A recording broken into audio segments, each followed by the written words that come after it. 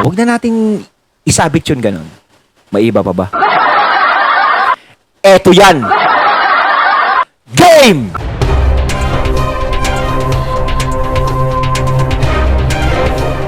Hey, what's up? Ako nga pala si BT at nandito tayo ngayon sa BT Reaction. And welcome to my channel, Tunay na Kritiko. At meron tayong panonooring video ngayon. Ito po ay nagmula kay Pinoy Secret Files. Sa mga hindi pa po nakakabisita sa FB page ni Pinoy Secret Files, bisita na po kayo mga katunay. At kung hindi pa kayo nakakapag-follow, follow na po kayo sa kanyang FB page.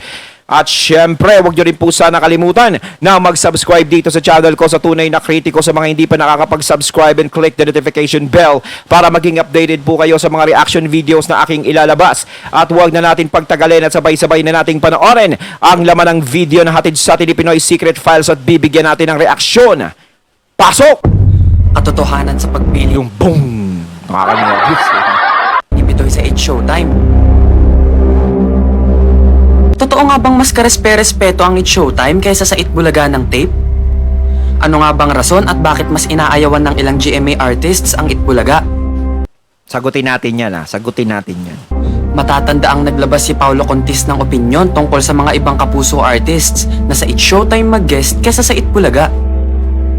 Ayon kay Paulo, hindi mo masisisi yung mga ganun kasi syempre, personal nilang desisyon yun. Meron din sila syempreng hindi mo masasabi kung may takot o merong personal na investment with others, di ba? May takot. Ano kaya ibig sabihin ng may takot? Yun ba yung takot sa TVJ? Parang ganon. Huwag na nating isabit yun ganon. May iba pa ba? Eto yan! Game! Kaya sila hindi nag-guess dyan. Bato-bato sa langit muna Ang tamaan, pangit, tayo'y nagbibigay lang ni reaction dito. Lahat tayo ay may freedom of speech. Diba? So, eto na.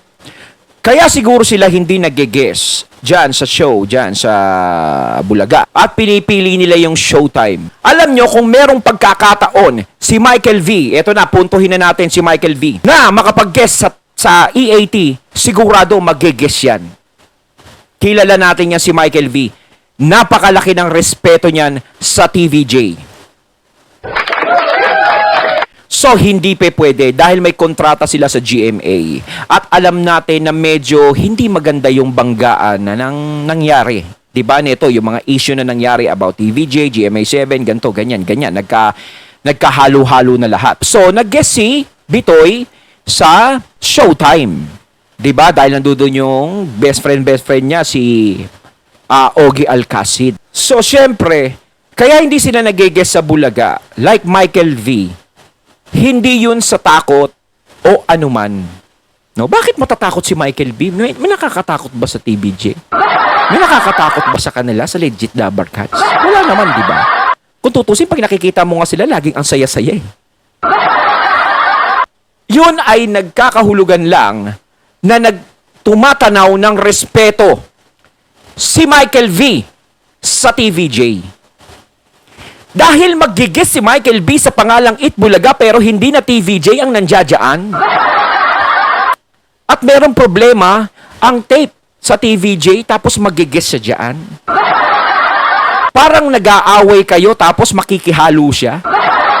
Diba? Minsan sasabihin mo, one-on-one lang tayo tapos may makikisapaw, matutuwa ka nun. May mga nakakaganunan ka. One-on-one lang kayo, naggaganunan kayo tapos biglang may gaganon din sa'yo. Matutuwa ka. Diba hindi? Respeto ang pinapakita ni Michael V at ng ilan na hindi nag-guess sa inyo. Yun ang dapat nyong unawain. Walang natatakot. Walang kung anuman. O siguro, business purposes, may mga ganon, invest purposes. Ang dami ko alam sa English. No, pero ang unang-una dyan, hindi sila natatakot. Tumatanaw lang sila ng respeto. Dahil kung mag-guess sila dyan, tapos alam natin na si Michael V ay naging part ng Itbulaga. Naging part siya ng TVJ. Kumbaga naging party siya, nakasama niya yung mga TVJ. Tapos mag-guess siya sa inyo. Ano kalalabasan nun?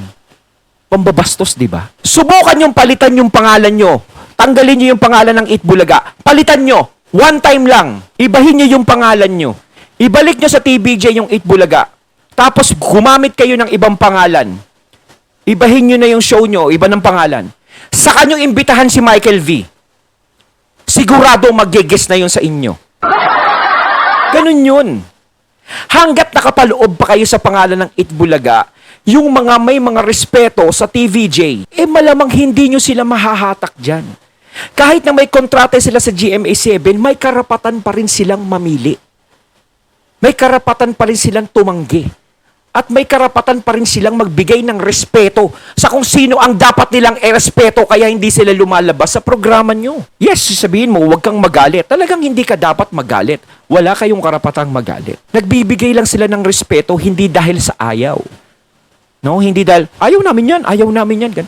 Hindi. Dahil yung sinasabi, ayaw sa inyo, hindi naman siguro. Dahil gamit niyo yung Itbulaga na pangalan at alam natin na pinaglalabanan pa yan hanggang ngayon. So kapag nag-guest si Bitoy dyan, pambabastos na yun. So kung mag-guest si Alden Richards dyan, so pambabastos na rin yun. So sasabihin nyo, bakit naging parte naman sila ng Itbulaga eh? Yes, naging parte nga sila ng Itbulaga, pero wala yung TVJ dyan. Diba? Naging parte sila niyan, pero kasama nila ang TVJ. Kasi ang TVJ ang pinaka-head ng Itbulaga. Yes, may producer dyan, may mas mataas sa TVJ. Pero TVJ ang nagbigay buhay dyan sa pangalan na yan. Sila yung mga nakakasama ng mga co-host dyan. Minsan ba nga, baka sila yung pumipili din eh. So bakit sila magigis? Hanggat pangalan ng Itbulaga ginagamit. Pwera na lang talaga kung so kakapal na lang ng mukha talaga. No, magigis ka talaga. No, sino kaya ang makapalang mukha na magigis talaga, no? Yun talagang kasama ng TVJ, makikita mo bigla dyan. Diba? Pero ngayon, wala pa ata, no, mga katunay. Comment nga kayo sa comment box kung meron ng lumabas na medyo kakapal mobs na nag-guess dyan. Diba? Alam natin, pag nag-guess ka, may trabaho, ganyan, may trabaho, sayang din yun, talent pa rin yun. Pero, mas mahalaga kila Bitoy, ang respeto, hindi pera. Kaya mas pipiliin na lang nila sa Showtime. Diba? Kita nyo ha, kalaban din ng TVJ, katapat ng TVJ, ng E80 ang Showtime. Pero nag-guest si Bitoy doon. Kasi nga, diba, nasa GMA7 naman, ganto-ganto yung Showtime, diba? Pero, Showtime ang pangalan nila at wala silang kahit na anong issue laban sa TVJ. Walang kahit na anong issue doon. Kaya pwedeng mag-guest si Bitoy doon. Pwede siyang magkaroon ng choice na pumunta doon. Sa inyo kasi dyan, sa Bulaga, may issue. Diba? Kaya nga sinabi ko, palitan nyo yung pangalan. Diba yung Showtime nag-guest siya? Kasi Showtime yun eh. Pero subukan nyo. Ibahin nyo yung pangalan. Saka nyo imbitahan si Alden, si ganto. Kasi hindi naman magtatampo ang TVJ dyan dahil talent naman sila ng 7 eh. GMA7 sila, hindi naman sila TV5. Diba? Pero kung sila magkakaroon talaga ng choice, yung dalawa, sila Alden, sila Bitoy, ang mga iba pang na nagmamahal sa TVJ, malamang ko mag-isa A80 yan eh. You cannot take that against them. Basta kami, kung okay sa inyong mag-guest, bakit hindi? Thank you. Kung hindi, then we have to move on. We cannot take it against them.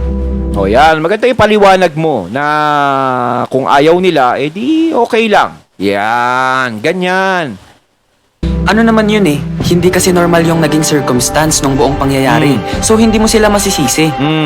Sunod-sunod na ang pag-guest ng mga kilalang kapuso star sa It's Showtime at hindi naman yun ikinasama ng loob ni Paulo at ng mga kasamahan nito sa Itbulaga. Naintindihan naman daw nila iyon. Ngunit ano nga ba ang katotohanan kung bakit mas pinili ni Bitoy ang It's Showtime? Tawag dyan respect. Yes! Original Dabber Cats yan si Bitoy. Yes! May respeto sa TVJ. Yan ang sinasabi ko. Ang ganda ng mga comment. Eto galing din kay Pinoy Secret Files. So, ibig sabihin ito, talagang pinaparating ni Pinoy Secret Files lang yung mga nangyayari. Maganda nga yung may ganito may nalalaman tayo mga ganitong balita, mga katunay. Ayan, original Dabber Cats yan si Bitoy, may respeto sa TVJ, kaya mas pinili niya sa Showtime. No, kasi wala pang pagkakataon na pwedeng mag-guest sa TV5. 'Di ba? Kasi nga GMA7 sila. So, no choice talaga si Bitoy. No, kaya mas pinili niya na lang yung Showtime. Total wala namang issue ang Showtime. Ang issue lang naman na Showtime yung cake, yung gano'n. Yun lang naman eh. 'Di ba? Kaya mas pinili niya sa It's Showtime. Respect po ang tawag doon, hindi takot.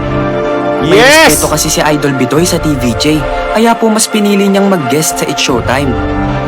Historic ngang matatawag na makita si Michael V sa It's Showtime dahil since day one na naging kapuso si Bitoy, sobrang loyal nito sa GMA7. Oh, alam natin, napaka-loyal talaga ni Bitoy sa GMA7. No? Talagang hindi rin siya mabitawan ng GMA7 eh. Dahil si Bitoy din, isa sa mga magagaling na komedyante talaga yan. No? Magaling yan. Idol ko din yan si Bitoy. Pero talaga si Bitoy, nakikita mo talaga yung sign of respect sa kanya. Kahit nandiyan siya sa GMA7.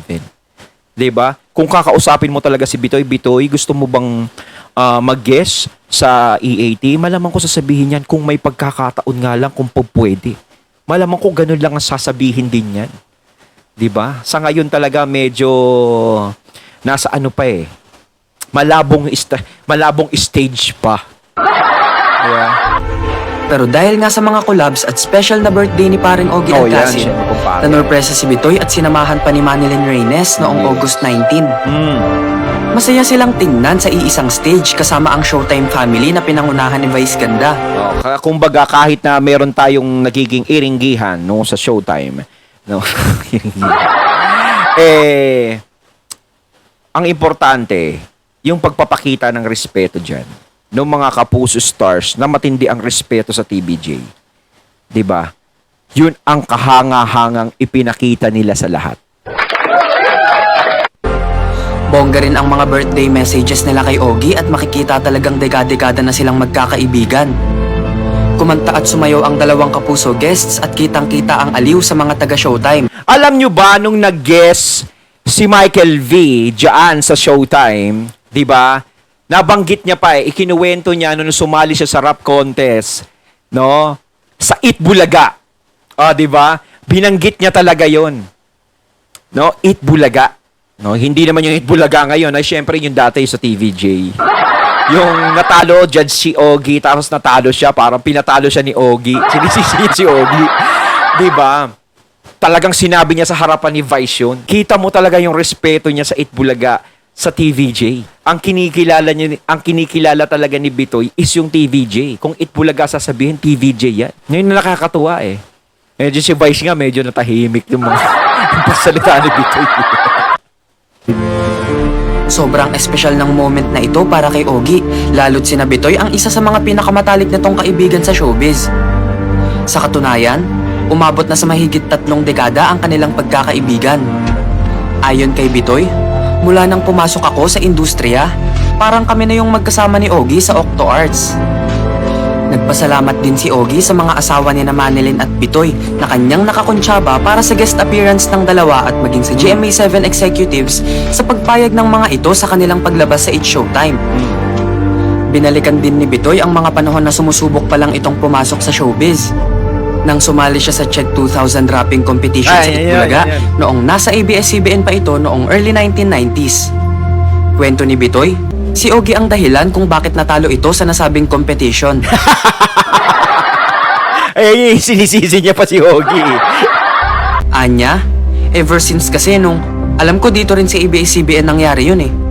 Noong time na sumali ako sa Itbulaga at siya yung judge. Marami na siguro nakakaalala nito. Pero sumali ako sa contest sa ano dati, dito rin sa ABS-CBN. Tapos siya yung judge, pinatalo niya ako. Patuloy nito, pinatalo niya ako. Rap contest ha, rap contest. Hindi rapper to ha, pero siya nagpatalo sa akin. Dagdag pa nga ni Bitoy, pero ang nangyari, dahil doon, nagsumikap ako at naging magkasama kami sa trabaho. Nagbigay din si Bitoy ng birthday message para sa kaibigan nitong si Ogie. Better health para mas tumagal pa yung career niya dito sa industry. Better relationship with his wife Regine, and of course, inner peace. Kailangan mag-relax nito paminsan-minsan. Sina Michael V at Manilyn ang pinakabagong kapuso stars na naging guest sa It's Showtime mula nang ipalabas ito sa GTV channel. Ayon, natating natunghayan ang video na nagbula kay Pinoy Secret Files. Ayan, napalakpakan natin si Michael V. Kahit paano, kahit nag-guest siya sa Showtime. No? Talaga syempre nandiyan yung kanyang kumpare, no? Tsaka doon sa kanina, yung sinasabing bakit hindi nag-guest doon sa kabila, wala kayong magagawa. Kung talaga na yung mga naiimbitahan nyo ayaw talaga, No, mas pinipili nila yung Showtime dahil nagbibigay sila ng respeto sa TVJ. Kaya nga sinasabi ko kanina, kung may pagkakataon nga sila na makapag-guest sa AAT, sigurado papayag yung mga yan. Di ba? Kayo mga katunay, anong masasabi nyo tungkol dito? Comment lang po kayo. So once again, I'm BT and I'm out. Peace.